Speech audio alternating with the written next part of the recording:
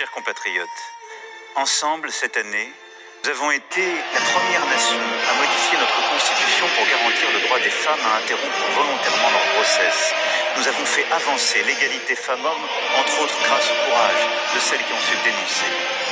Nous avons continué de bâtir une écologie de progrès, de lutter contre le changement climatique en baissant nos émissions, en ouvrant des usines, en continuant aussi de nous battre pour notre présent et notre avenir. Nous avons célébré la bravoure de nos résistants et de ceux qui nous ont libérés 80 ans après de la Normandie à la Provence.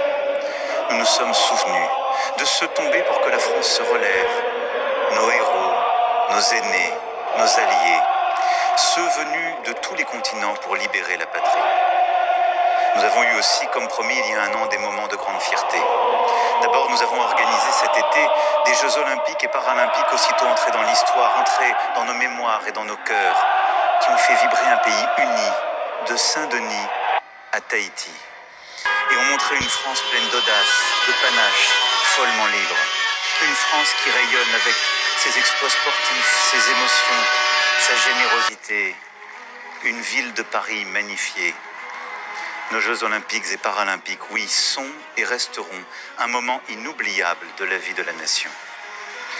En ce mois de décembre 2024, comme nous l'avions promis, nous avons rendu au culte et rouvert au public Notre-Dame de Paris. 5 ans après l'incendie de 2019, Notre-Dame rebâtie demeure le symbole. La colère, elle est légitime, il faut l'exprimer. Même eux, ils sont en colère. Vous êtes exploités, messieurs. On se sert de vous. Le gouvernement, il ne prend même pas ses responsabilités. Il se sert de vous. C'est pour ça que vous êtes équipés, comme pour aller à la guerre. Regardez-nous comment on est. Regardez, j'en ai rien à foutre du matériel. Mais la valeur humaine est la plus importante. Vous devriez, vous aussi, vous avez des familles. Vous croyez que vous galérez pas au quotidien? Vous croyez qu'on ne mérite pas d'être entendu par ce gouvernement? Vous trouvez que c'est normal que tous ces gens ils soient dans la rue et qu'ils nous imposent des choses, et au moment de répondre, c'est vous qui êtes devant? C'est pas normal.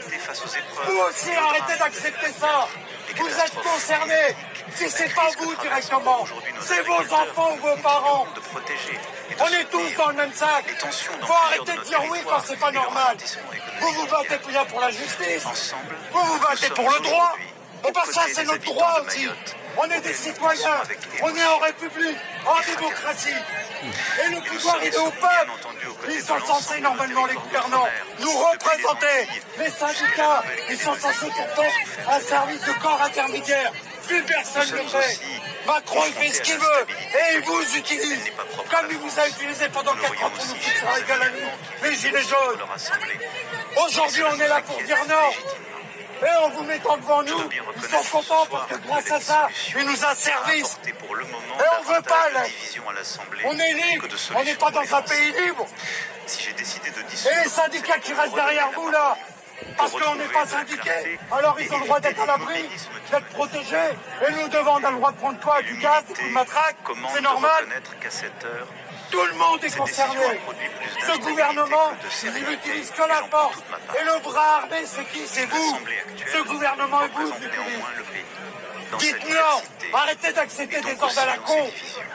La colère, elle est légitime, il faut l'exprimer. Même eux, ils sont en colère. Vous êtes exploités. Elle doit savoir dégager des majorités, comme le font d'ailleurs les parlements des grandes démocraties. Et notre gouvernement doit pouvoir tenir un chemin de compromis pour agir. Donald Trump vient d'envoyer un avertissement à Emmanuel Macron et Mark Rutte.